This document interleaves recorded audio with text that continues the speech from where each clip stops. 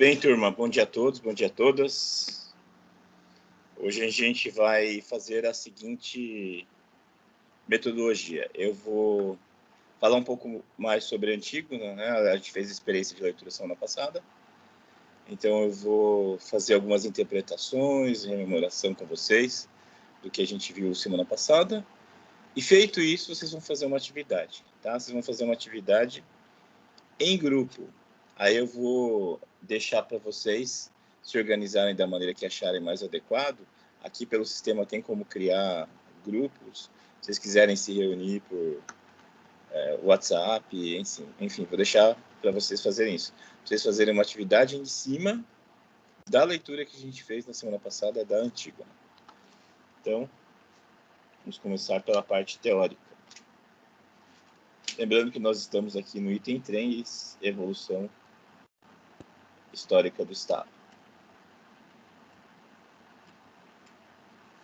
Então, na semana passada, eu falei um pouco para vocês sobre o teatro grego, que havia a comédia, a tragédia, e o auge do teatro grego foi o século de Péricles, em torno do século V, antes da Era Comum, antes de Cristo, e foi um período de laicidade, ou seja, o que era a religião, o que a gente conhece por mito era a religião dos gregos, mas por volta dessa época, a civilização grega começou a ficar mais laica, quer dizer, não levava mais tão ao pé da letra a mitologia, né? O conhecimento mítico. Então foi um período de laicidade que permitiu aos autores, aos tragediógrafos, aos poetas, se apropriarem dos mitos.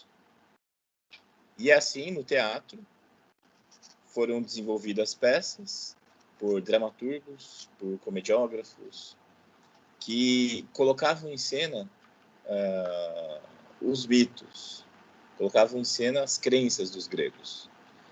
E foram vários os autores que fizeram isso, mas um que se destaca dentre eles é o Sófocles, que escreveu mais de 100 peças, infelizmente só 7 delas chegaram até nós, entre as quais 3 que conformam a chamada trilogia tebana, Édipo Rei, Édipo em Colono e Antígona. Aí eu contei um pouquinho da história do Édipo Rei, do Édipo em Colono, para a gente contextualizar e entender a Antígona. O que nos interessava na aula era Antígona, né? E nós fizemos uma leitura dramática do texto do Sófocles, infelizmente não de todo ele, e eu deixei a recomendação, espero que vocês tenham seguido ou venham a seguir, de terminar de ler o texto todo, que é uma peça muito boa e tem várias passagens muito interessantes que a gente não pôde ler.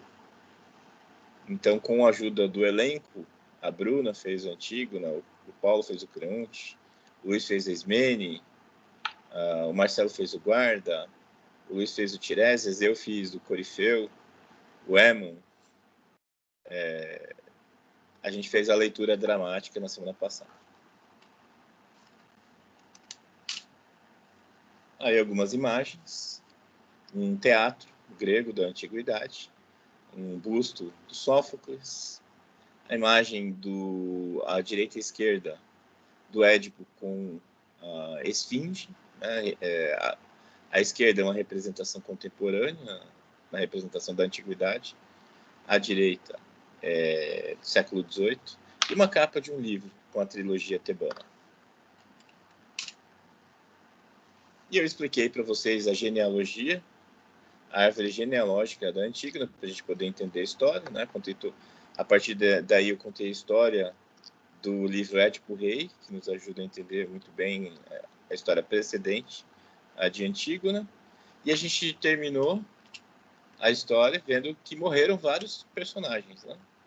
E lamento ter que dar esses spoilers, mas clássico é assim mesmo, todo mundo sabe o final sem ter lido. Então terminou a história tendo morrido a Antígona, a Eurídice, o Émon, o Creonte pedindo para morrer, né? Só Ismene de pé, firme e forte. E a gente não tem notícia de Mérope. Políbio tinha morrido no Édipo Rei, eu fui verificar. Eu estava em dúvida semana passada. Aí eu fui verificar, o Políbio tinha morrido mesmo. E a Mérope, a gente não teve notícia sobre isso.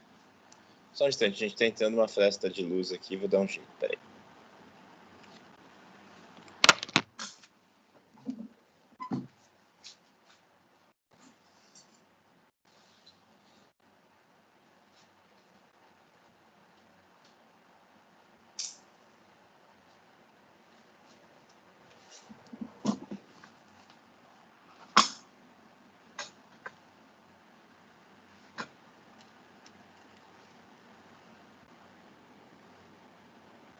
Feito.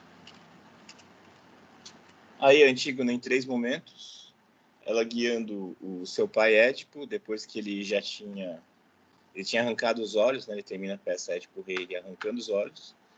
E ele vai embora, abandona o trono de Tebas. E Antígona é que o conduz em sua jornada até que ele encontrasse a morte na cidade de Colono.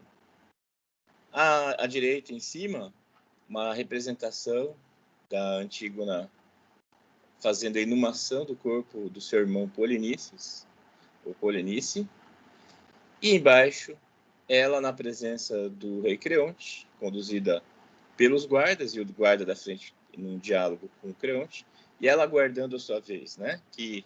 Em que ela vai dialogar, mas na verdade vai ser julgada pelo Creonte.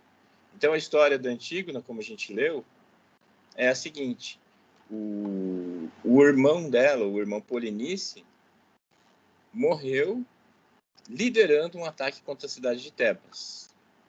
E o outro irmão, Etéocles, morreu nessa mesma batalha. Os dois tiveram comoriência, um matou o outro.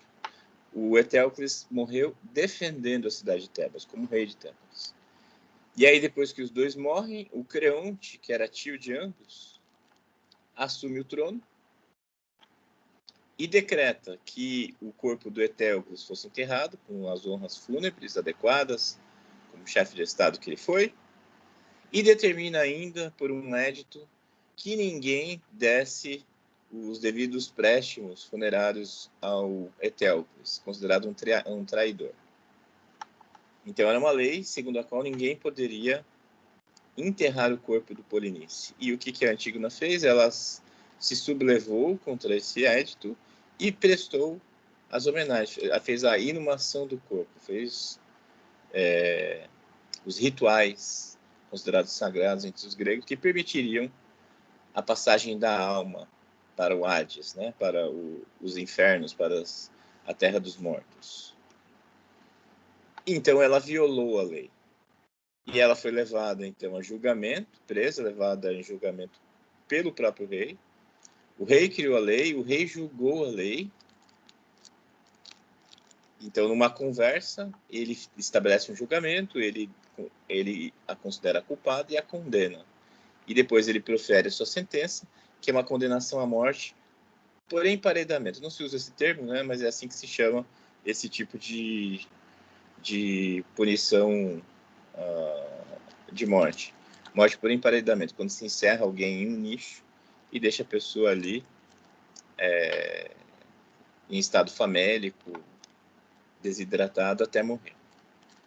Pois bem, e ela se mata. Então, logo que ela é fechada, ela se mata. Daí o primo dela, que era noivo, Hemo, filho do Creonte, tenta libertá-la, e quando entra lá e encontra o corpo dela, ele se mata também. A mãe, quando soube que o filho morreu, se mata, ou seja, a esposa do Creonte. E aí o Creonte termina a história pedindo para morrer, né? Então nós temos essa história, de maneira bem linear, foi isso que aconteceu. Havia uma lei que determinava que o corpo do Polinice não fosse enterrado. Isso era uma espécie de punição pós-mortem, já que não se pode alcançar o indivíduo em vida, já que ele a perdeu, tenta-se dar uma punição também como forma de exemplo ao espírito, né? Ao corpo morto e ao espírito, e o corpo se tornasse um objeto de horror à vista de todos, sendo devorado por aves carniceiras, por cachorros, e se desmantelasse, né, em praça pública à vista de todos. Era essa a determinação do Creonte. E a Antígona desobedeceu a lei. Foi julgada, condenada, foi encerrada numa cripta e se matou lá dentro, e teve todas essas tragédias, né? E a irmã queria acompanhá-la, mas acabou sendo poupada, inclusive, pelo Creonte. Então, essa linearmente é a história que nós vimos na semana passada. Agora vamos ver alguns aspectos jurídicos que nos interessam e também aspectos políticos que nos interessam à luz da teoria da ciência política e da teoria geral do direito. Nesse caso, a história, no comecinho da história, tem esse diálogo entre a Antígona e a Ismênia. É o primeiro ato já, né? Nas primeiras falas das duas personagens. Então, a Antígona fala: Quanto a ti, se isso te apraz, despreza as leis divinas. Ismene, não as desprezo, mas não tenho forças para agir contra as leis da cidade. Então, já de cara, aparece essa categoria, essa dupla categoria de leis. Então, sob essa perspectiva, existiriam as leis divinas e as leis da cidade, já aparecendo aí logo no início. No caso, a Antígona estava dizendo que iria enterrar o corpo do irmão, porque existiria uma lei maior que mandava que ela assim fizesse, que é, independentemente do que havia determinado o rei, era seu dever, nós podemos dizer assim, dever moral, né? O dever divino. Não importa, a questão é que existiria uma norma superior à norma do rei, que determinava que ela, Antígona, e a Ismene também, eram responsáveis por dar enterramento, por dar a cerimônia fúnebre ao irmão de ambas, ao Polinice. Então essas eram o que a Antígona chama de leis divinas. A Ismene fala que não pode ir contra as leis da cidade, ela não entra no mérito sobre qual é superior, né, se existe ou não lei divina, ela só fala que ela não pode ir contra as leis da cidade, ela é bem pragmática. Mas a Antígona é irredutível e ela está obstinada a dar enterramento ao corpo do seu irmão. Então, aí nós temos essas duas categorias de leis, leis divinas e leis da cidade. E essa é a passagem mais célebre de toda a obra, e é por ela que essa obra geralmente é citada nos cursos de direito. Então, geralmente não se lê a obra, geralmente se vai direto a esse diálogo, esse trecho do diálogo que eu destaquei em azul, e é isso que se fala de Antígona em todos os cursos de direito. Eu fiz diferente. Preferi ler com vocês, ainda que uns trechos, para a gente ver que há muito mais em Antígona do que apenas a fala célebre da personagem central. Então, o diálogo é o seguinte, o Creonte fala: e apesar disso, tiveste a audácia de desobedecer a essa determinação? E Antígona responde: sim, porque não foi Júpiter que a promulgou, e a justiça, a deusa que habita com as divindades subterrâneas, jamais estabeleceu tal decreto entre os humanos. Nem eu creio que teu édito tenha força bastante para conferir a um mortal o poder de infringir as leis divinas, que nunca foram escritas, mas são irrevogáveis. Não existem a partir de ontem ou de hoje. São eternas, sim, e ninguém sabe desde quando vigoram. Tais decretos, eu, que não temo poder de homem algum, posso violar sem que por isso me venham a punir os deuses. Que vou morrer, eu bem sei, é inevitável. E morreria mesmo sem a tua proclamação. E se morrer antes do meu tempo, isso será para mim uma vantagem, devo dizê-lo. Quem vive como eu, em meio a tão lutuosas desgraças, que perde com a morte? Assim, a sorte que me reservas é um mal que não se deve levar em conta. Muito mais grave teria sido admitir que o filho de minha mãe jazesse sem sepultura. Tudo mais me é indiferente. Se te parece que cometi um ato de demência, talvez mais louco seja quem me acusa de loucura. Então essa é a fala emblemática da Antígona. E a Antígona, então, fala sobre as características das leis divinas. Então vejam, né? Porque não foi Júpiter que a promulgou, não foi Júpiter que promulgou a lei do Creonte, a lei da cidade, né? Então o édito de que o corpo do Polinice não fosse enterrado, né? Ela está dizendo que não foi Júpiter nem a deusa Justiça que promulgaram. Então daí a gente já tira, a partir dessa fala, algumas conclusões sobre as leis divinas. As leis divinas teriam sido criadas, promulgadas pelos deuses. Jamais estabeleceu tal decreto entre os humanos. Nem eu creio que teu édito tenha força bastante para conferir a um mortal o poder de infringir as leis divinas. Então ela coloca em um status. Ela diz que as leis da cidade estão subordinadas às leis divinas. Logo, as leis divinas são supremas. Elas estão acima de tudo. Que nunca foram escritas. Característica, não escritas. Mas são irrevogáveis. Outra característica, leis divinas são irrevogáveis.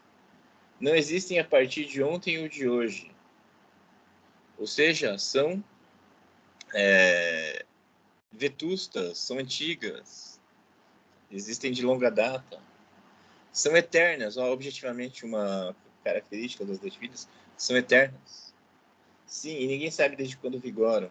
Ou seja, tem uma vigência imemorial. Ninguém lembra desde quando vigora, né? A lei divina. Então, tem vigência imemorial.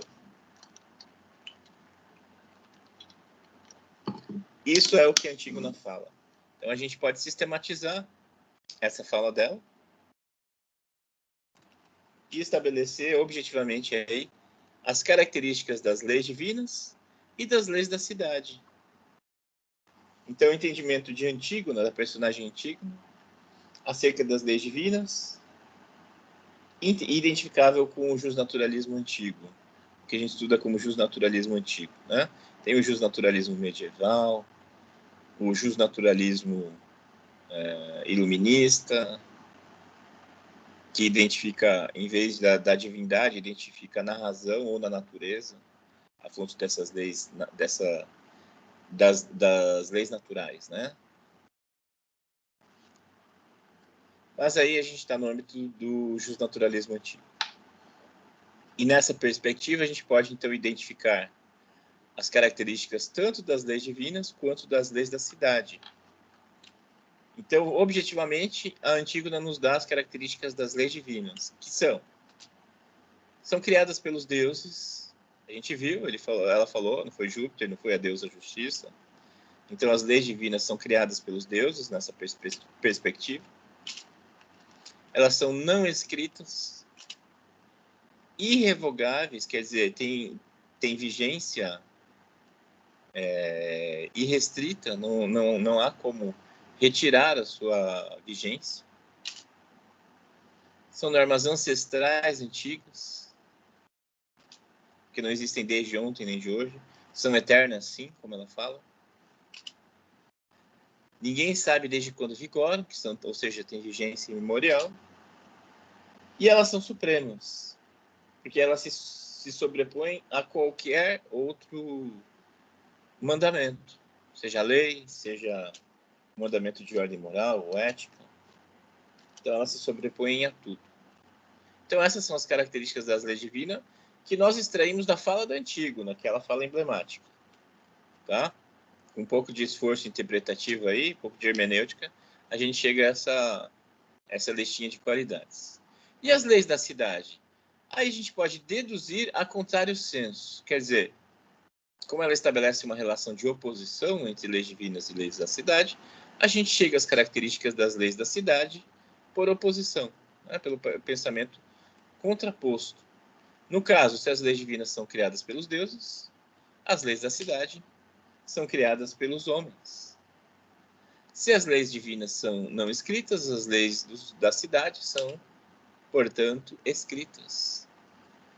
Se aquelas são irrevogáveis, estas são revogáveis.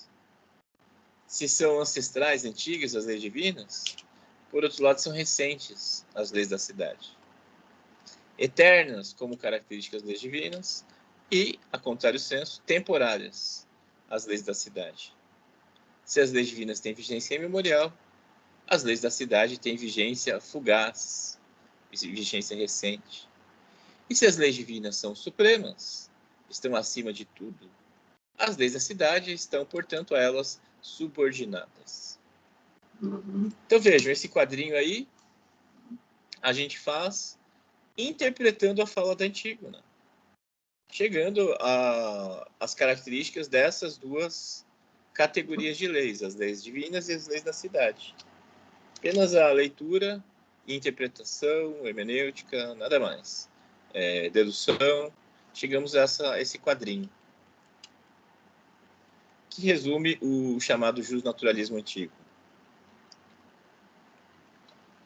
Então, o justnaturalismo, a gente estuda lá em ED, é essa vertente do direito que acredita que existem leis naturais, leis não criadas pelo homem, sejam criadas pelas divindades, sejam criadas pela natureza, pela razão, mas existem leis que estão acima do ordenamento positivo e que devem ser obedecidas. Isso sobrepõe ao ordenamento positivado. ao ordenamento jurídico. Assim pensa o juspositivismo, o jusnaturalismo. O jusnaturalismo começou a perder espaço no século XIX, até que no século XX ele foi derrotado pelo juspositivismo. Mas o jusnaturalismo permanece exercendo seus efeitos na nossa sociedade. Não é possível falar em direitos humanos sem entender de jusnaturalismo. Os direitos humanos têm um conteúdo jusnaturalista ainda hoje, e ainda que ele tenha sido incorporado ao direito internacional.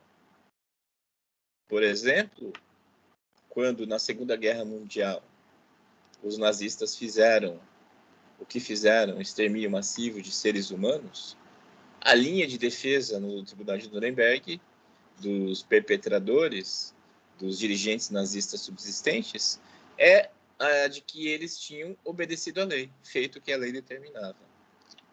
No entanto, no tribunal se entendeu que essa não era uma lei justa, uma lei que estava abaixo de valores, que a gente pode entender como jusnaturalismo, que se sobrepunham àquela norma.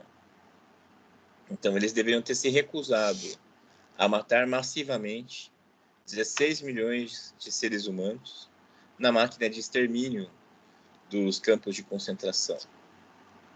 Então, nesse caso, passou-se a entender, da partir de então, por conta desse julgamento, que as normas de direitos humanos têm um conteúdo jusnaturalista. Elas estão acima do ordenamento jurídico positivado. Essa percepção depois foi afinada, foi refinada, e passou-se a incluir os direitos humanos no direito internacional. Então, hoje nós temos o direito internacional dos seres humanos. Direito internacional dos direitos humanos. Mas, a despeito disso, o conteúdo jusnaturalista permanece. Tá? Então, não releguem o jusnaturalismo à lixeira da história. Não. Ele tem um efeito residual muito forte. À luz até do que Antígona argumenta. E as leis da cidade? Qual seria o entendimento do Creonte acerca das leis da cidade? Ele não, em nenhum momento invoca ou trata das leis divinas. Quem faz isso é Antígona. Então ele nem dá sua atenção para as leis divinas, ele nem menciona.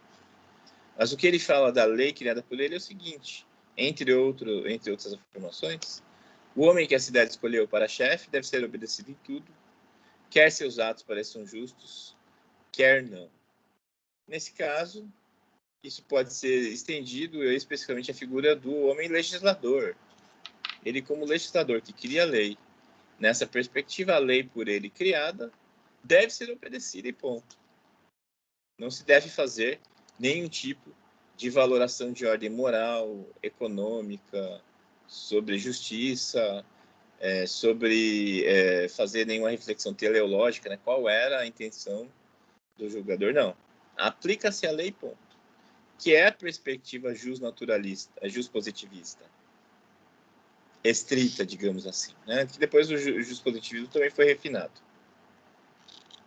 Então, o posicionamento do Creonte, nós podemos dizer que é um posicionamento juspositivista, porque para ele importa a norma posta, a norma positivada, e nada mais. A norma que ali está deve ser cumprida. Esquece quaisquer outras inferências, quaisquer outras valorações. A lei posta deve ser obedecida sem qualquer inferência de ordem moral, religiosa, social, econômica. A lei da cidade não se subordina a nenhuma regra estranha ao ordenamento jurídico na perspectiva do Creonte. Então, a lei, que constitui o ordenamento jurídico, é um sistema autopoético do ponto de vista do juspositivismo. Ele cria a si próprio. E não tem nenhum tipo de influência ou subordinação a elementos externos, estranhos a si próprios. Então, o que importa para o Creonte é a lei da cidade. Esquece qualquer outra valoração. A lei divina ele nem menciona. Sobre tirania, a Antígona tem uma fala que é a seguinte. Um dos privilégios da tirania consiste em dizer e fazer o que quiser. Ela fala isso quando está sendo julgada, naquela conversa, entre aspas, com o tio Creonte, o tio dela. Então ela acusa o Creonte de tirania. E o que é tirania? Vamos pegar o conceito de Aristóteles. É o governo de um só homem que ascende ao poder por meios ilegais, violentos e ilegítimos, e que governa pela manipulação ou pela aberta repressão, infringindo constantemente as leis e a tradição. Lembremos que Creonte herdou o trono por fortuna, né? Pensando aí na categorização do Maquiavel. Então sobrou ele vivo na família. O Laio tinha desaparecido, o Édipo sucedeu, o Édipo abdicou, os dois irmãos brigaram e se mataram pelo trono. Sobrou ele como homem, né, que só o homem podia assumir o trono em Tebas, como varão da família, então caiu no colo dele. Ele herdou por fortuna. Ele não chegou por meios ilegais, violentos ou ilegítimos. Ilegítimo ele estava como governante. E é essa a peculiaridade dele. Então ele, embora tenha chegado por meios legais, legítimos, ele é um rei fraco porque não se sente seguro no seu poder. Então ele precisa demonstrar força. Ele precisa usar de atos violentos e ilegítimos para demonstrar força, né? Para se sentir sólido na posição em que se encontra. E nesse caso, ele entra em parte da definição do Aristóteles de tirania. Então, ele usa de meios de manipulação aberta, da repressão, infringe constantemente as leis e a tradição. Tem a questão do acúmulo de poderes. O Creonte é o monarca absoluto. Ele faz tudo. Ele cria a lei, ele julga a lei, ele executa a lei, ele exerce atos de governo. Ele é um autocrata máximo. Ele concentra em si, então, os 3 poderes preconizados pelo Montesquieu. O Creonte é ao mesmo tempo poder legislativo, poder judiciário e poder executivo. Ele é poder legislativo porque ele cria a lei em Tebas. No caso, ele que criou a lei de que o corpo do Polinice não poderia receber enterramento. Que o corpo deveria permanecer insepulto. Ele é o poder judiciário porque ele julga, no caso, a pessoa que infringiu a lei, que foi antigo. E ele também pré-julga, como ele havia feito com os guardas. Quando ele falou que se os guardas não mostrassem quem fez aquele enterramento, eles seriam considerados culpados. Então ele julga e pré-julga. Ele faz um poder absoluto da sua capacidade como juiz. E ele é poder executivo porque ele exerce atos de governo e manda executar a lei. Ele chama os guardas e fala: levem essa moça e executem imediatamente a minha sentença. No caso, isso é uma prerrogativa do poder executivo. Então ele exerce atos de governo e determina o cumprimento da lei, né? E dá ordens para que se execute a pena de morte de antigo. Né? Então ele é poder legislativo, poder judiciário e poder executivo. Vejam, eu falei para vocês que a gente estudou, né, que o Montesquieu é quem faz a divisão, a tripartição de poderes. Mas a ideia já aparecia na Antiguidade, aparecia em Aristóteles, aparecia em Platão, aparecia no Antigo Testamento e aparece aqui de maneira tortuosa em Sófocles. Quando o Sófocles quer representar um governante máximo, né, um autocrata máximo, absoluto, que tem todas as competências, ele representa o Creonte como legislador, como juiz e como executor da lei. E aí a gente pode olhar sobre essa perspectiva. O Sófocles já entendia de tripartição de poderes. Embora ele não tenha formulado sistematicamente, enunciado e tal, na peça, quando ele quer demonstrar alguém que acumula muitos poderes, ele põe a pessoa como legislador, como juiz e como executor governante, executor / governante da lei. É isso. Sobre o papel do governante. O Creonte parece uma pessoa razoável quando fala, no começo da peça, essa afirmação. Em minha opinião, aquele que, como soberano de um Estado, não se inclina para as melhores decisões e se abstém de falar, cedendo a qualquer temor, é um miserável. Parece algo muito razoável, né? Mas daí, à luz de outras afirmações do Creonte, a gente vai ver que ele tem tudo menos razoabilidade. E se a gente olhar essa frase mais de perto, a gente pode ver isso. Ele considera, né? Então, alguém que se abstém de falar é um miserável. Ou seja, ele não valoriza a virtude da moderação. Um governante que seja ponderado, né? Ele acha que o governante deve agir por rompantes, deve falar o que lhe vem à cabeça. Porque para ele, o governante que se omite de falar é um miserável. Então, ele tem que ter opinião sobre tudo, mesmo que ele não tenha entendimento sobre o assunto. Ele tem que ter uma opinião forte sobre tudo, ainda que seja uma opinião não embasada, digamos assim, né? Se a gente for interpretar e expandir o que ele está falando, é mais ou menos isso.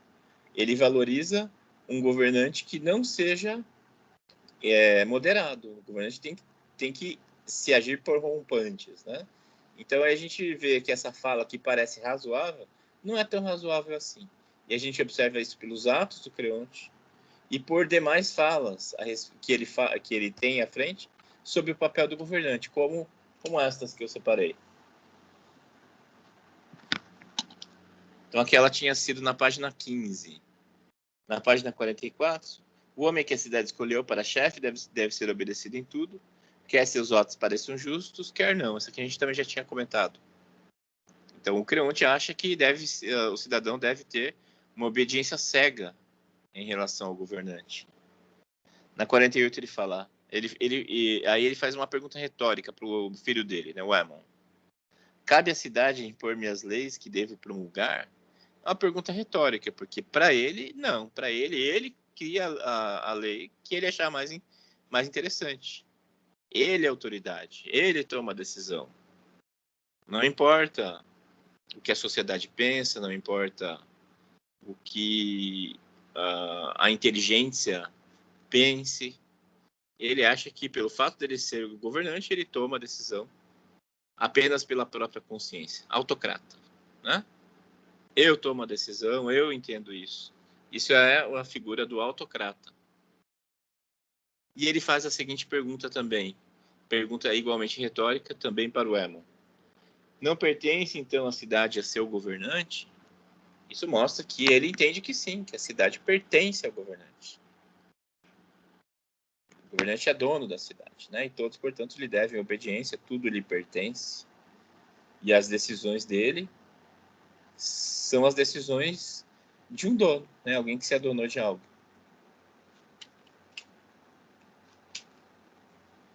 Quanto à imposição pela força, isso aqui é a continuação do que nós dizíamos lá atrás, sobre o Creonte se considerar um governante ilegítimo, né? Ele não se sente confortável no papel que ele está. Então, ele se sente inseguro no poder, carente de legitimidade, por isso precisa impor sua autoridade por meio de medidas de força. Isso transparece nessa fala da página 21. Mas das ordens que hei dado, tem havido, desde algum tempo, cidadãos que as ouvem de má vontade, e, logo que delas têm conhecimento, murmuram contra mim, sacodem a cabeça, as ocultas, em sinal de desacordo, e não querem sujeitar-se como convém à minha autoridade. Foram esses, eu sei muito bem, os que corromperam os guardas e os induziram a fazer o que fizeram.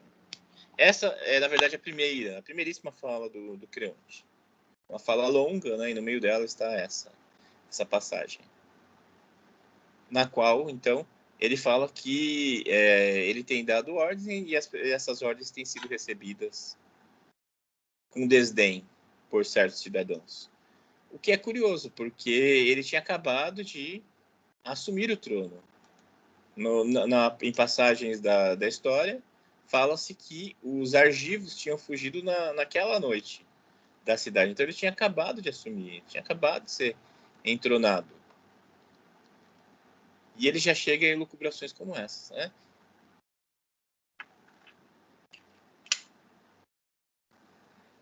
Outra perspectiva jurídica interessante, curiosa, é a inversão do princípio da presunção de inocência. Como vocês sabem, esse princípio da presunção de inocência diz que uma pessoa deve ser considerada inocente até prova em contrário. O Creonte subverte esse princípio. Ele cria o que a gente pode chamar de presunção de culpa. Nessa fala que ele dirige ao guarda que havia levado a ele a notícia de que o corpo do Polinice havia sido inumado. Ele diz o seguinte: se não descobrirdes quem deu sepultura ao morto, se não trouxerdes o culpado à minha presença, o Hades não será bastante para vos receber. Sereis suspensos em vida até que confesseis vosso crime. Saberei assim de que mão se deve receber o dinheiro, e aprendereis que nem de tudo se deve esperar imerecido proveito. Os ganhos ilícitos têm causado muito maior número de prejuízos do que de vantagem. Ele está considerando os guardas culpados pelo enterramento do Polinice. Então, se eles não levarem alguém, né, que seja responsável por esse ato, eles vão ser punidos por isso, pelo crime. E ele até diz o motivo: eles teriam sido, teriam recebido propina, teriam sido subornados. Ele fala aí do dinheiro, né? E você vai aprender, vocês vão aprender que não devem receber dinheiro de mãos alheias. É mais ou menos isso que ele está falando. Então, o Creonte, ele pré-julga, e ele criou nessa fala o princípio da presunção de inocência. E é isso que eu falo é isso que eu quero dizer quando eu digo que a peça parece que foi pensada sob a perspectiva dos princípios do direito, para ser debatida por juristas, por passagens como essa, né? Uma questão tão singela como o princípio da presunção de inocência está subvertido aqui. O Sófocles fez isso de propósito. E dá para ver que o princípio da presunção de inocência é considerado, assim, a contrário senso, como um valor da sociedade grega.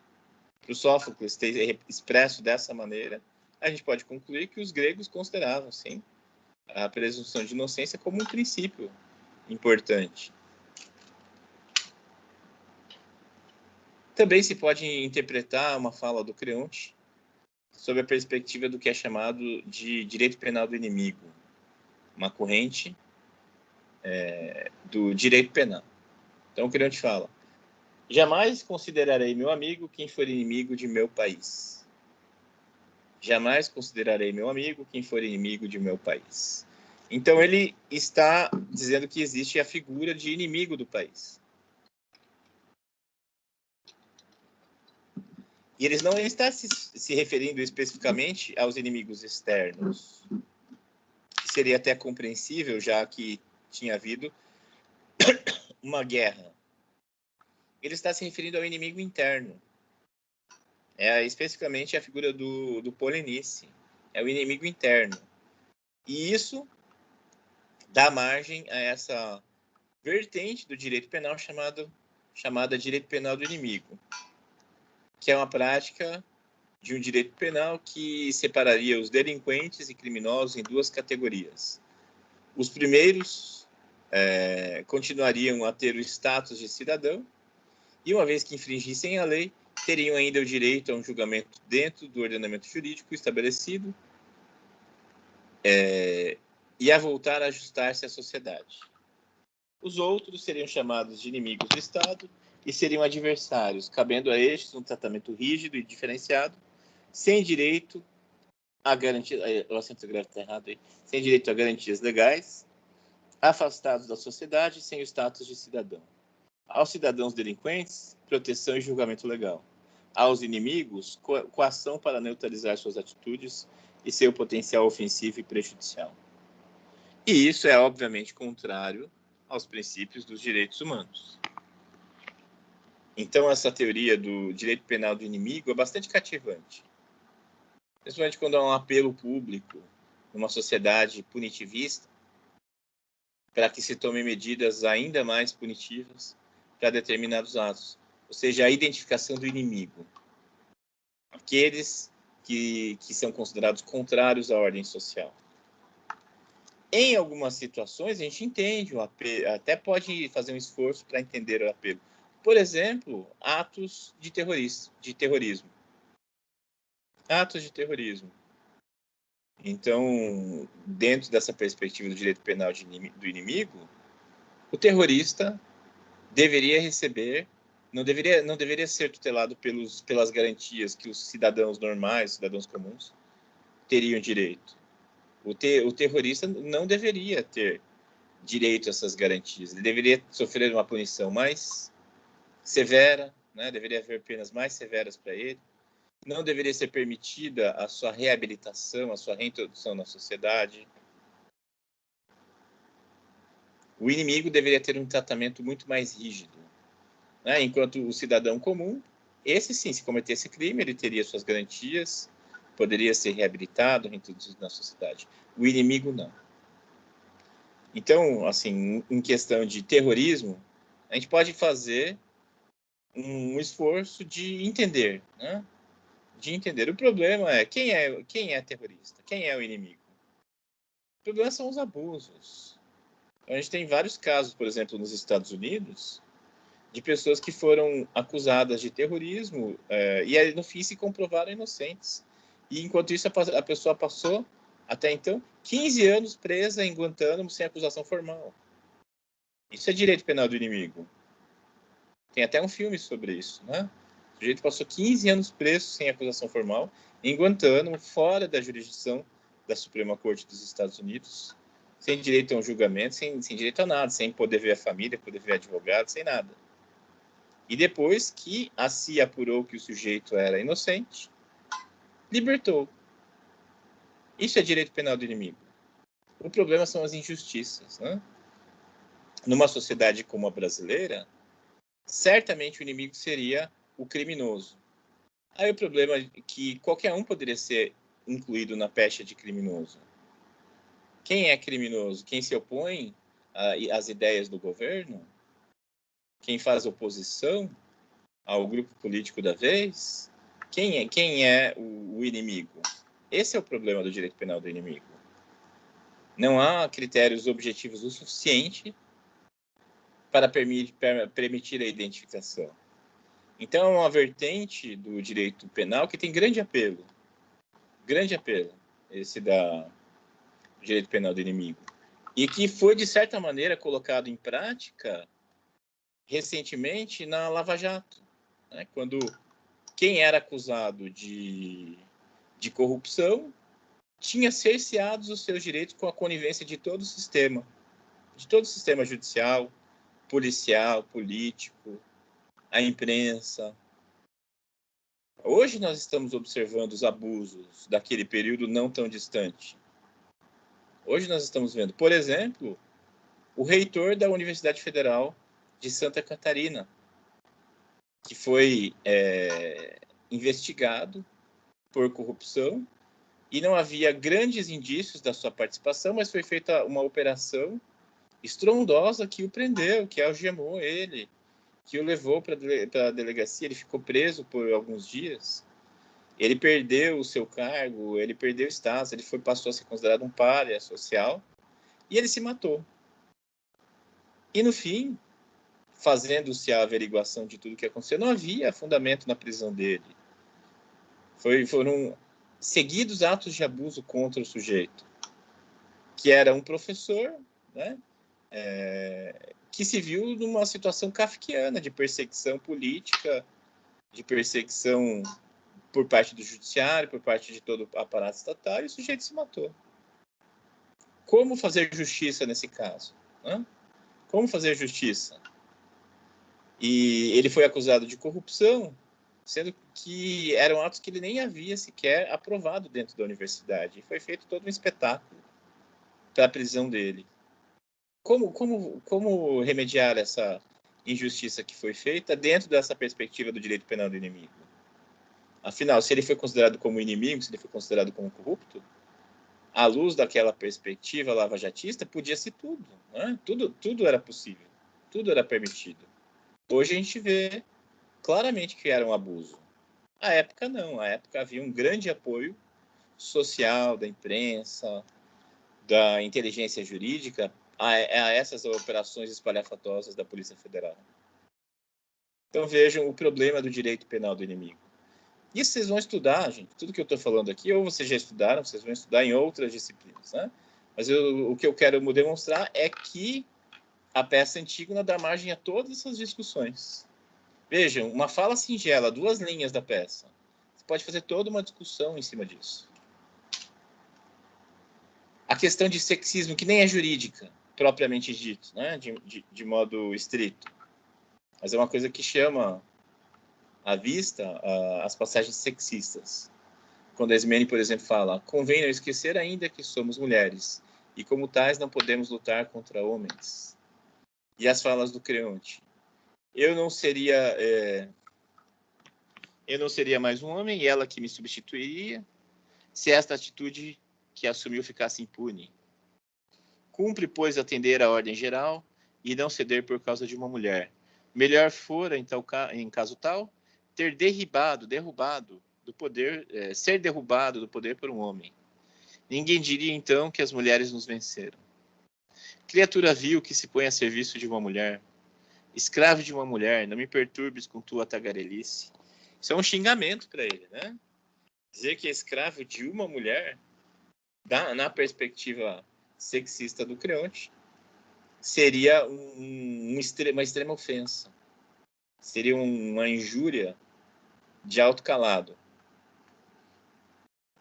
Eu terminei de ler ontem um livro chamado Crônicas do Cretáceo. Não sei se vocês ouviram falar. O Eric Schwartzman comentou do livro na coluna dele dessa semana. Eu fiquei curioso, fui ver. A Amazon coloca um pedacinho do livro para a gente ler, né? Aí eu fui ler e achei muito interessante. Comprei o livro pelo Kindle e li.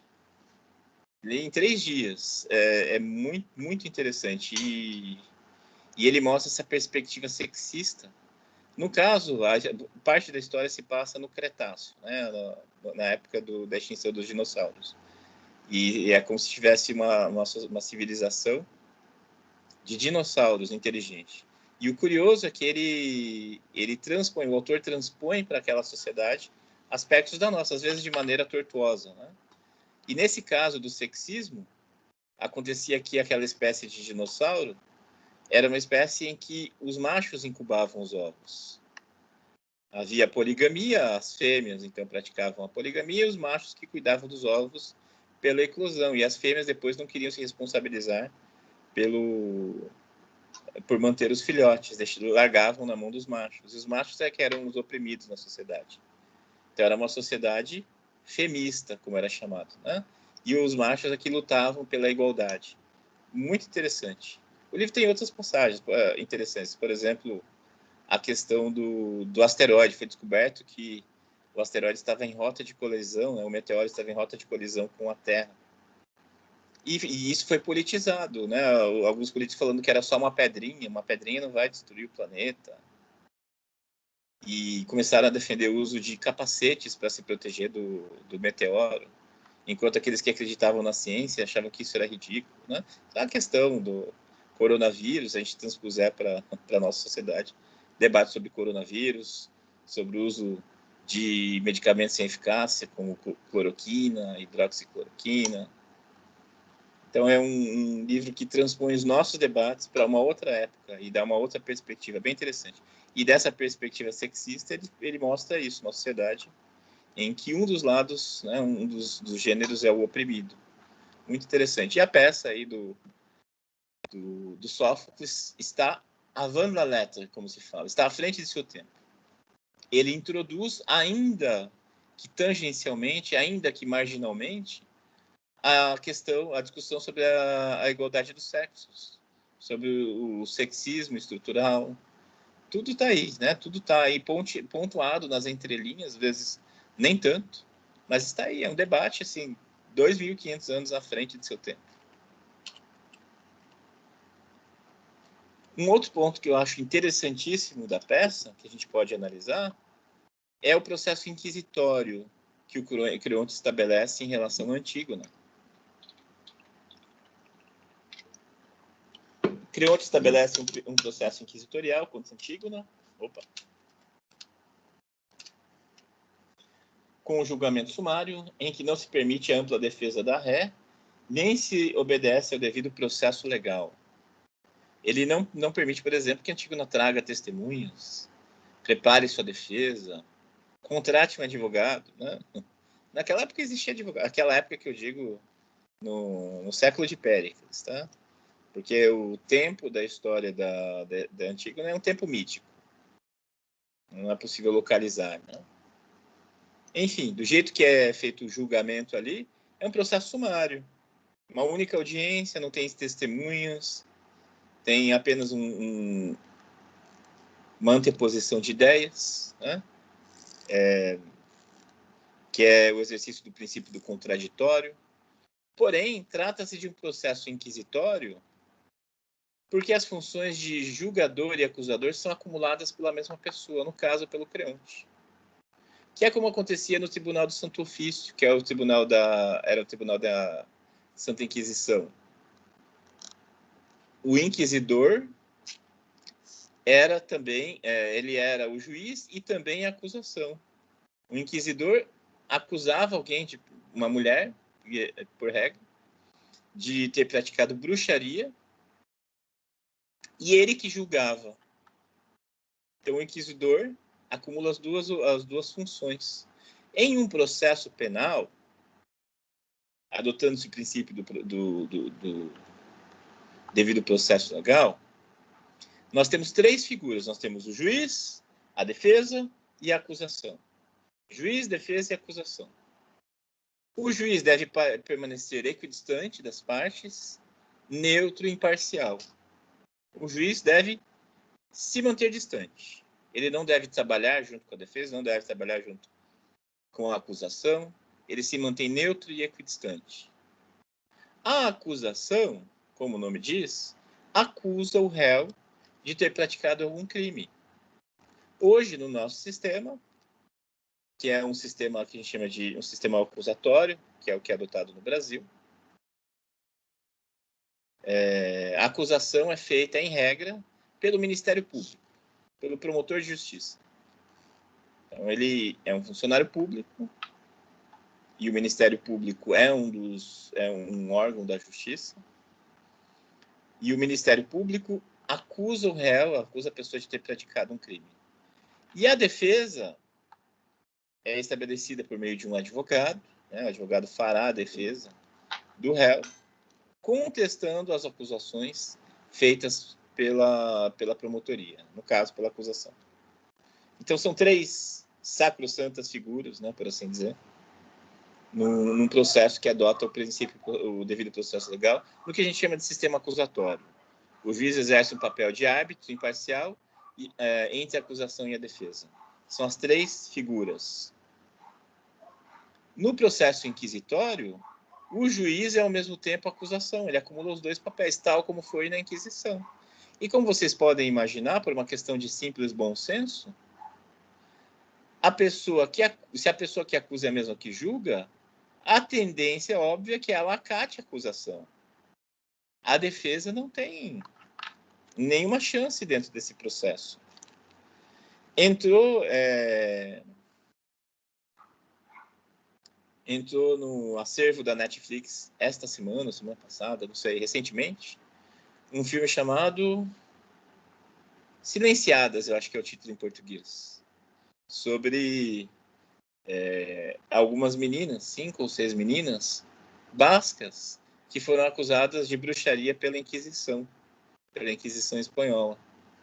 E elas foram presas e julgadas, e eu não vou contar mais, mas enfim.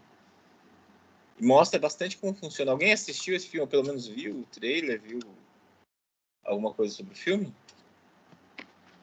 Ô, professor. Não, prof. Ninguém? Professor, nessa época já existia o conflito étnico entre os espanhóis e os bascos?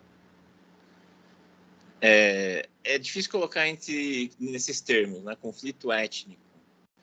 Havia um conflito, mas não era encarado sob a perspectiva étnica. Hoje se observa essa perspectiva assim, mas é mais do âmbito cultural, tá? Porque havia o Reino de Navarra, e o Reino de Navarra estava sendo canibalizado pela França e pela Espanha. Então, cada um pegou um pedaço de um lado. E o filme se passa em 1600 e alguma coisa. Então, o Reino de Navarra já não existia mais. Ele já tinha sido engolido pela França e pela Espanha. Então, havia o conflito, sim. E os bascos, né, falavam seu idioma, como historicamente o fazem, e eram, por isso, discriminados dentro da sociedade espanhola. Isso fica até bem patente na história do filme. Paulo, você não viu? Ives também não viu o filme? Não, Os não outros cheguei a ver. colegas? Ninguém viu?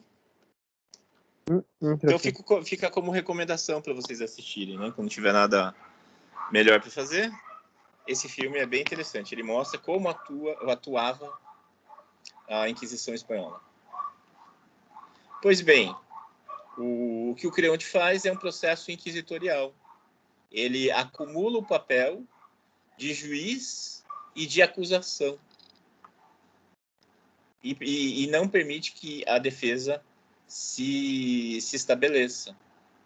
A Antígona não tem mais o que fazer além de alegar ali de pé naquela hora os seus argumentos. Não teve tempo para se preparar, não teve tempo para trazer testemunhas, apresentar contraprovas, né, provas testemunhais, não teve nada.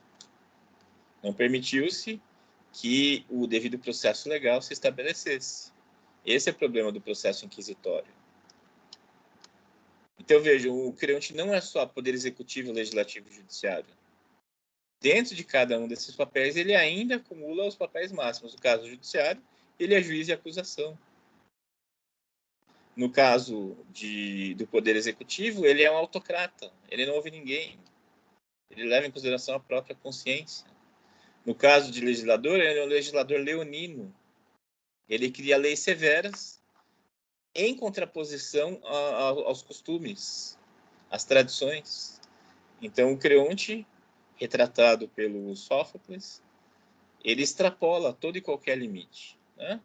E aqui, na questão do processo inquisitório, em que o juiz deve se manter distante da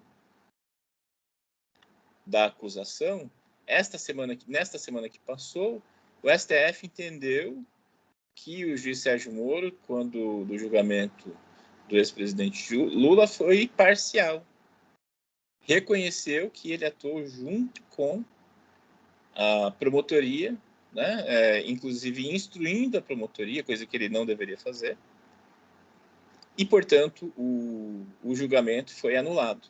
Então, quem entendeu isso foi o STF, foi o entendimento do STF transitado em julgado, que houve parcialidade do juiz. E, portanto, aí fica bem evidente o processo inquisitório, né, estabelecido à época. Pois não, Paulo? Existe uma hierarquia entre todas as fontes do direito, professor?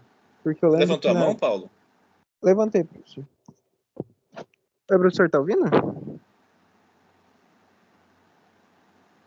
Tá ouvindo, professor? Paulo, se você está falando, eu não estou ouvindo. Não sei se é problema no meu microfone. Professor. Os colegas estão ouvindo, Paulo? Tá me ouvindo, professor? Acho que é ele que tá com problema no microfone. Ele deve ter mutado todo mundo. Nossa, eu não estou ouvindo, Paulo. Se você está falando, eu não estou ouvindo. Peraí. Fala de novo. Agora tá ouvindo, professor? Agora eu estou ouvindo. Então era problema aqui comigo. Desculpa. Fala de novo. Existe uma hierarquia entre todas as fontes do direito, professor? Porque nas nossas primeiras aulas de, acho que era IED, dizia que no nosso sistema a principal fonte é a lei. Então, ela, entre a lei e as outras fontes, seria uma hierarquia.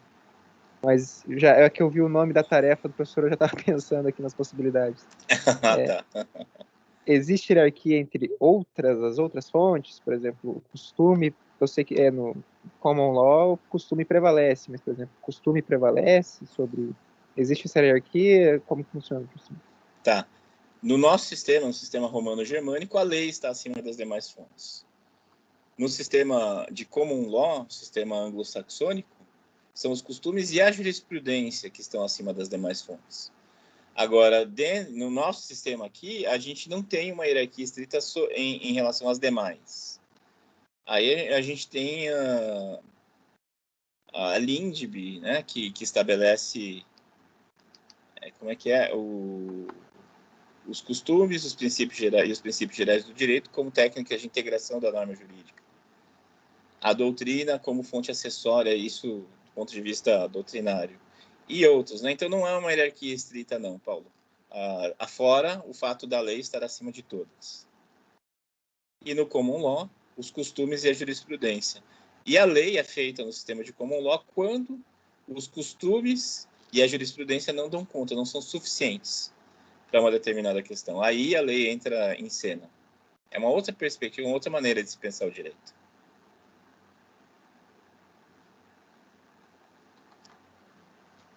Obrigado, professor. Nada. O que você ia falar, Yasmin? Eu perdi seu comentário aí. Você falou que ia falar isso? Não, eu ia citar de exemplo justamente a questão do Moro. Ah, tá. Da suspeição, né? Isso mesmo, prof. Ah, tá. Ok. Muito bem. Acusação sem provas. Ismene é acusada por Creonte, sem nenhuma evidência ou prova de haver participado da inumação do corpo de Polinice. Lembrem-se que Ismene é irmã da Antígona, que não queria participar da inumação do corpo. Então, Creonte fala, ele e sua irmã não escaparão à sorte mais funesta, porque acusa a outra de haver igualmente premeditado o enterramento do irmão. Sem nenhuma evidência, sem nenhuma prova, ele elabora essa acusação. Mas depois ele a absolve. Vocês tinham me perguntado, a gente não leu essa passagem, e eu fiquei em dúvida. Depois eu fui procurar e encontrei o trecho. Então, nessa passagem, ele absolve Ismene e profere, né, a sentença condenatória da Antígona, por assim dizer. Então, o Corifeu pergunta, mas pensas em ordenar que pereçam ambas? Creonte, não, tens razão, será poupada que nada fez. A Ismene, você já absolveu a Ismene. O Corifeu, e como pensas em dar a morte a outra? Creonte diz, levá-la-ei a um sítio deserto, e ali será encerrada viva em um túmulo subterrâneo, revestido de pedra, tendo diante de si o alimento suficiente para que a cidade não seja maculada pelo sacrilégio. Lá, ela poderá invocar Plutão, o único deus que venera, e talvez ele evite que ela morra. Só assim ela se convencerá de que é inútil querer prestar culto aos mortos. Aí ele dá a sentença de morte da Antígona, né? Que a gente chama de morte por emparedamento, encerrar alguém em um nicho, seja uma parede, seja um túmulo, né? Com a pessoa viva e deixá-la lá, definhando até morrer. E como requinte de crueldade, dar água e comida para que elas prolongue o seu sofrimento. E é o que ele manda fazer. Diante de si, o alimento suficiente para que a cidade não seja maculada pelo sacrilégio. No caso, ele fala isso como um mandamento divino. E vejam só que contradição excelente. Nessa hora, ele está preocupado com as divindades. Nessa hora, com relação à questão da inumação do corpo do Polinice, ele não se preocupou. Se preocupou aqui. É uma contradição do Creonte. Ele acredita ou não acredita nas leis divinas? E para encerrar aqui, uma imagem de uma vestal virgem que foi enterrada viva. Isso é em Roma. Reparem que os trajes são romanos. E essa é uma pintura do século XVIII. Os romanos acreditavam que não se podia derramar o sangue de uma sacerdotisa, uma vestal, né? uma vestal virgem, no caso. Então, se ela tivesse que ser punida por algum eventual crime, ela tinha que ser punida por emparedamento. Vejam que aí tem água e tem comida para ela, para que não houvesse uma punição divina. Era essa a crença. Então, devia se dar água e comida para que não houvesse punição divina. E como não se podia derramar sangue de uma vestal, ela tinha que ser encerrada viva em um nicho. Então, vejam aí a vestal descendo a sua sepultura viva. E aqui na América Latina, isso aconteceu na Revolução do Haiti, quando o arcebispo do Haiti, em espanhol chamam de Corneille Robrejo, em francês, Corneille Braille. Ele era capelão e confessor do rei Henrique Christophe. O Henrique Christophe era um ex-escravo que se tornou rei do Haiti recém-independente. E ele tinha um francês que era seu capelão. E o francês queria voltar para a França. E o rei tentou demovê-lo disso, tentou convencê-lo a ficar. Mas o capelão foi irredutível, ele queria retornar à França. E o Henri Christophe, com medo de que ele levasse informações suas, informações a seus respeito ao Napoleão, o que ele fez? Ele condenou o arcebispo ao emparedamento. Ele foi encerrado na abadia, no arcebispado, né, numa abadia do arcebispado que havia sido recém-construído por ordem do mesmo Henri Christophe. Então ele foi encerrado vivo e na parede, e as pessoas que passavam pela rua ouviam os gritos dele. Então vejam aí uma cena que mostra o encerramento do arcebispo, né? E é isso. Esses eram os meus comentários a respeito da peça Antígona. Alguma dúvida, algum comentário? Alguém teve alguma outra interpretação sobre alguma passagem em particular que lhes tenha chamado a atenção?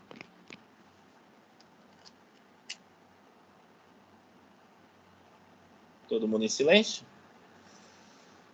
Muito bem, então é isso. Encerramos aqui as considerações sobre a Antígona.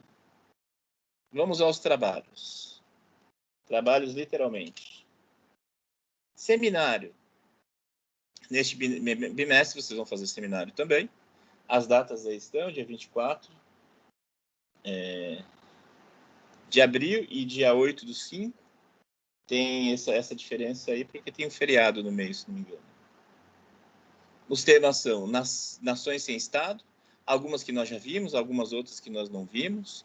Eu deixo para o grupo escolher: curdos, tibetanos, bascos, catalães, ciganos, tchetchenos, contar um pouco sobre o pleito independentista, o pleito autonomista dessas nacionalidades do ponto de vista sociológico. 2, territórios descolonizados, territórios que eram colônias e que viraram estados soberanos. Então, contar um pouco a respeito dessa transição, o que mudou, o que não mudou. Como, por exemplo, a Guiana Francesa, que não se tornou independente, continuou parte da França. Suriname, que se tornou independente em relação à Holanda. Porto Rico, que virou uma coisa totalmente diferente, não é nem colônia, nem é independente, nem é parte dos Estados Unidos. O Timor-Leste, Hong Kong, Macau, Namíbia, Zona do Canal do Panamá, cada um com uma peculiaridade. Podem ser esses, podem ser outros, pode ser uma parte desses, não precisa ser todos, não. Vocês vão escolher os casos mais interessantes. Territórios não autônomos, como Malvinas, Gibraltar, as Ilhas Virgens Britânicas, Ilhas Virgens dos Estados Unidos.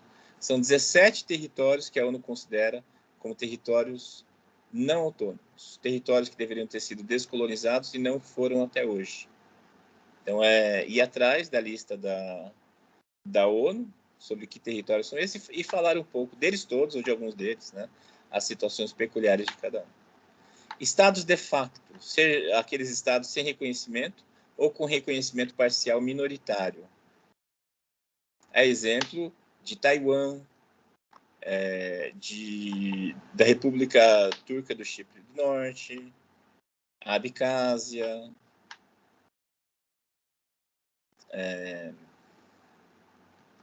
como que é mesmo? Somalilândia, que não tem reconhecimento de ninguém. Os microestados, contar como esses estados são viáveis, como a Santa Sé, Mônaco, São Marino, que explica a existência desses estados tão pequenininhos, muitas vezes entre potências muito maiores do que eles. Liechtenstein, Nauru, a Commonwealth e suas monarquias, a Commonwealth, que é a organização que sucedeu a antiga Comunidade Britânica, que é o que sucedeu o Império Britânico, e alguns desses países se mantêm como monarquias. Especificamente, 15 países. O Reino Unido, mais 15 países, formam as monarquias da Commonwealth. São países que têm o monarca britânico como seu chefe de Estado. O Canadá, a Austrália, a Jamaica e vários outros tem a rainha Elizabeth II como sua rainha, como seu chefe de Estado. Micronações são casos bem peculiares, casos limítrofes, que colocam em xeque os conceitos de Estado, soberania, de território, como Sealand, que é uma plataforma no meio do mar, o Sudão do Norte, que tem uma peculiaridade de seu território, que nem o Sudão, nem o Egito quer. Liberland, que é uma ilha que ficou entre a Croácia e a Sérvia, uma ilha fluvial, que não pertence a nenhum dos dois, e tem quem queira estabelecer um Estado lá. Então, contar um pouquinho dessas peculiaridades. Esse é o mais, dos temas, é o mais peculiar. E as monarquias subnacionais, aquelas monarquias que existem dentro de Estados soberanos e que são reconhecidas por esses Estados, que é o caso dos Emirados Árabes Unidos. Na África do Sul se reconhece a Zululândia, os Zulus, a monarquia Zulu é reconhecida. Na França, nos territórios polinésios, se reconhecem as monarquias. Malásia, Nova Zelândia, e ver se o Brasil se encaixa. Se o Brasil reconhece a autonomia das tribos indígenas, por exemplo, e ver em que medida o Brasil poderia entrar nessa categoria. É isso. Não vou precisar de trabalho escrito, é só apresentação oral, com apresentação de slides, valendo 10 pontos dos 100 da disciplina. Então, as datas aí estão, dia 24 de abril e dia 8 de maio para a apresentação. Eu vou deixar que vocês se organizem em grupos, podem ser os mesmos, podem ser diferentes, e me deem a lista na semana que vem. Semana que vem tem aula? Acho que semana que vem não tem aula. Peraí que dou dúvida.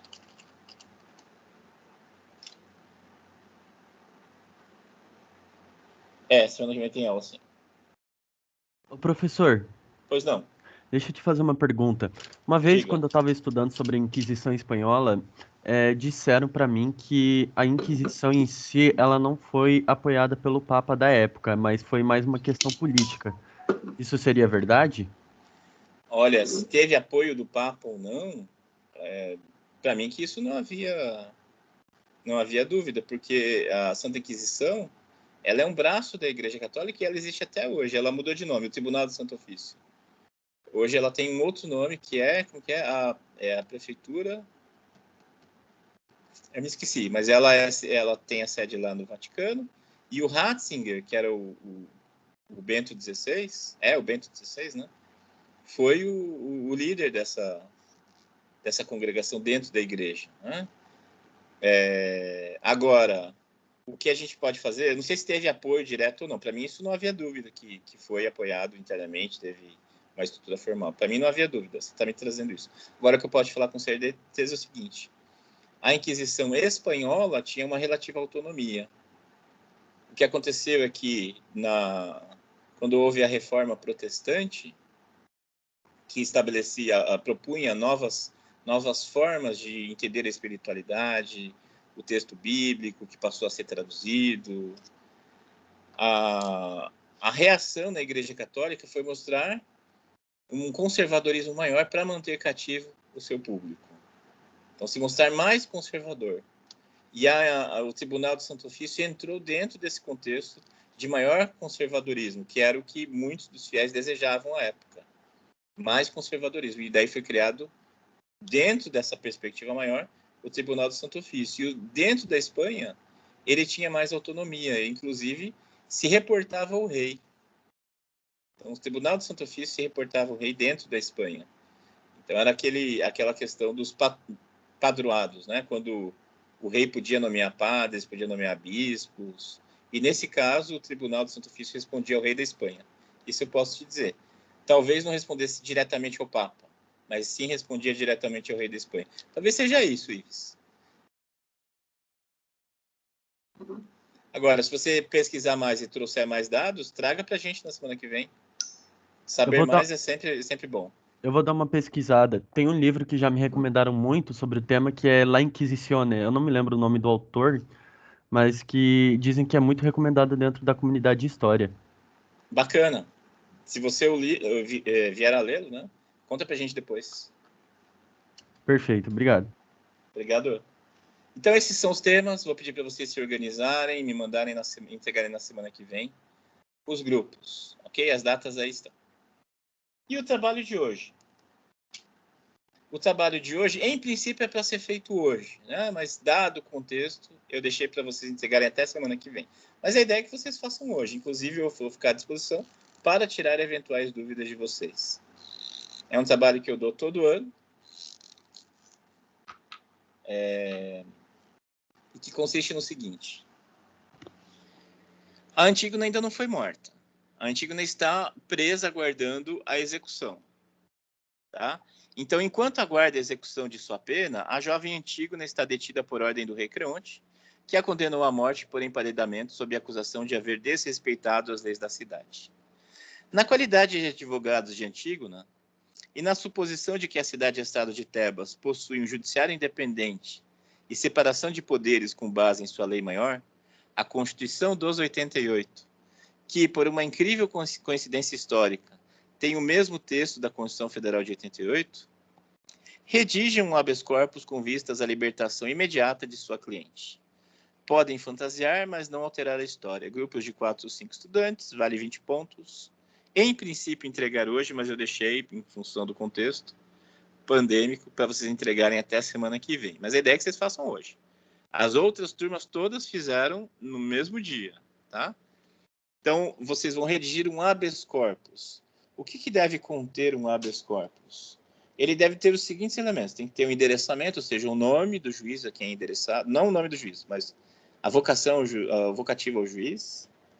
A qualificação dos advogados, da paciente, a Antígona é a paciente, da autoridade coatora, que no caso é o Creonte. Qualificação do advogado. Fábio Aristimuim Vargas, brasileiro, casado, OAB número tal. Isso é a qualificação. RG número tal. Da paciente, Antígona da Silva, residente à rua dos Argivos, número 500. Enfim, fazer a qualificação de todos. A narração dos fatos, vocês vão ter que colocar assim, um dos fatos. Aí vocês contem a história. A fundamentação jurídica. 2 do direito. Aí vocês fazem a análise jurídica da questão. E, por fim, o pedido. 3 do pedido. Aí vocês fazem o que vocês vão pedir no habeas corpus. E aí põe cidade, data e assinatura. Essa é a estrutura básica de um habeas corpus. Vejam só, vocês não tiveram aula sobre habeas corpus, eu não ensinei vocês a fazer habeas corpus, mas há modelos de habeas corpus que vocês vão encontrar por aí. Vocês podem seguir esses modelos, é super fácil. Não tem segredo, tá? Aí, ao seguir o modelo, só peço que vocês sigam essa estrutura que eu estou estabelecendo aí. Só isso. O que eu vou considerar na avaliação? Eu vou considerar a narração, ou seja, se vocês conseguiram resumir a história adequadamente, a história da Antígona, porque ela está presa, né? Se vocês fizeram uma fundamentação jurídica, aí eu vou deixar a critério de vocês como fazer a fundamentação jurídica da questão, ou seja, analisar a questão, explicar. Ela está presa, mas não deveria estar presa. Sob quais argumentos jurídicos? Aí vocês vão levantar. Você já tem substância para isso a essa altura. A adequação à estrutura solicitada, ou seja, essa estrutura que eu pedi aí, com endereçamento, qualificação, narração, fundamentação. E correção textual. 5 pontos para cada um, totalizando os 20 pontos. É isso, turma. Esse é o trabalho. Não pensem que é um trabalho leonino, porque eu aplico esse trabalho todos os anos e os alunos costumam se sair muito bem nele. Tá?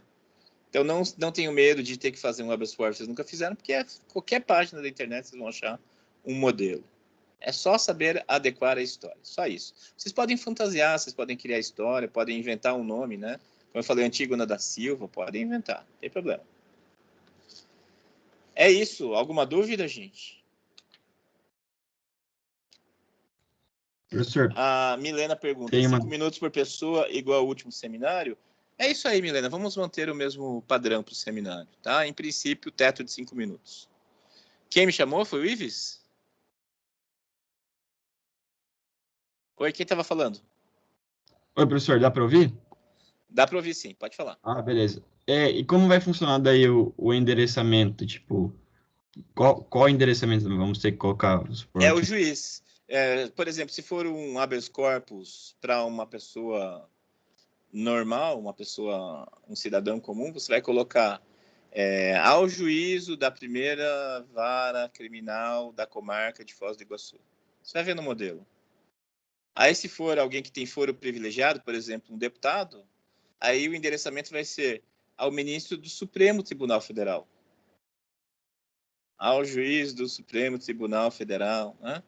Antigamente, o endereçamento se fazia assim, vocês vão até encontrar em alguns modelos aí na internet. Excelentíssimo senhor doutor, juiz de direito da primeira vara criminal. Isso tudo mudou, mas se vocês fizerem assim, também não tem problema, tá? Depois eu explico. Numa aula à frente, quando eu for entregar a avaliação para vocês, eu vou falar tudo de habeas corpus, eu vou explicar como que é, o que aconteceu, o que mudou, o que deixou de ser. Agora eu vou deixar vocês muito livres. Se tiver, assim, usar um modelo antigo, não tem problema. Não é isso que eu estou valorando. Eu quero que vocês expressem, vocês consigam e mostrem que conseguem explicar a história da Antígona, explicar, resumir ali e fazer um pedido fundamentado juridicamente. Você já tem substância para fazer essa fundamentação. É isso, Luiz. Ok? Ah, entendi. É que eu fui pesquisar um modelo aqui, daí, tipo, colocava o endereço do tribunal, coloca a rua, o CEP, um monte de Não. coisa. Não é isso, não. É só um Ah, vocativo. entendi. E daí, no caso, só última dúvida daí, para ver se entendi bem, poderia, então, colocar o juiz como sendo o próprio Creonte, já que ele é o poder judiciário, legislativo... Então, nas minhas instruções, eu estou indo um pouco contra o que a gente viu na história, né? Eu estou contradizendo. Na instrução, coloco, existe um judiciário independente. Então, suponham que ele não acumula, que ele tinha extrapolado seus poderes aí, né? Ao fazer o que fez.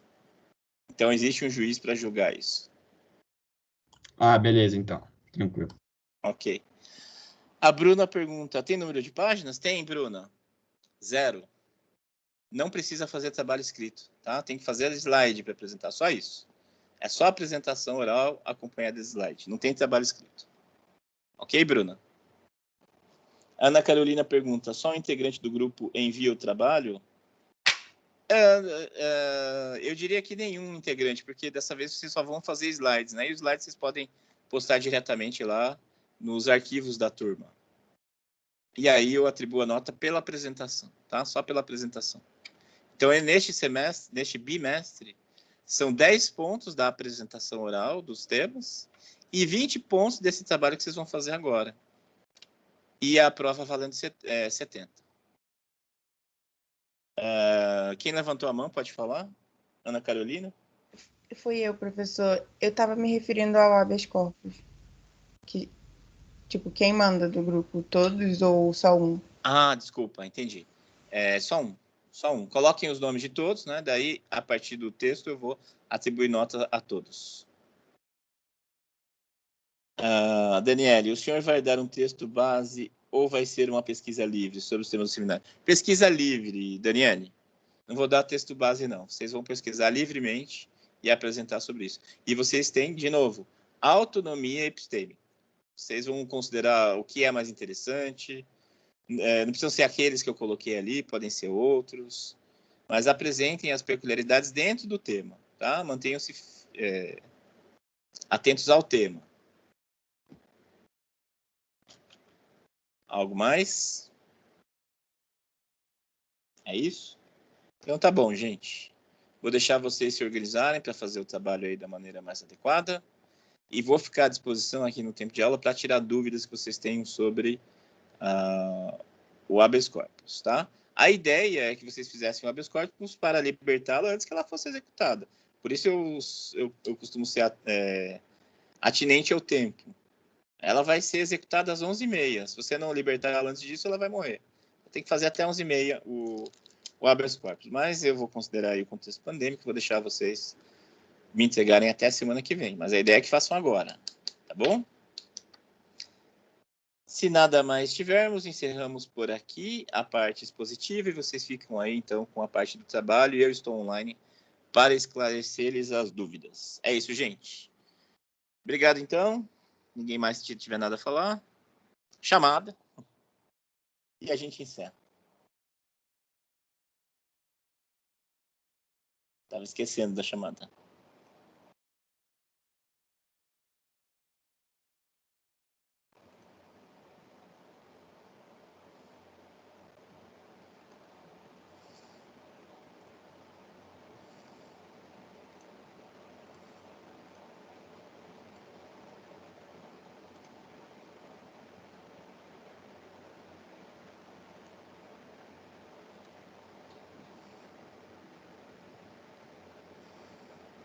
Abraão.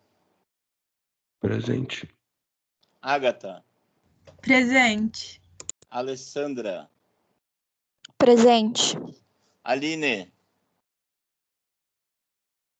Amanda. Presente. Ana Beatriz. Presente. Ana Carolina. Presente. Ana Cristina. Presente. Ana Terra. Presente. Beatriz. Bianca. Presente. E a Beatriz também. Beatriz também. Obrigado. Bruna.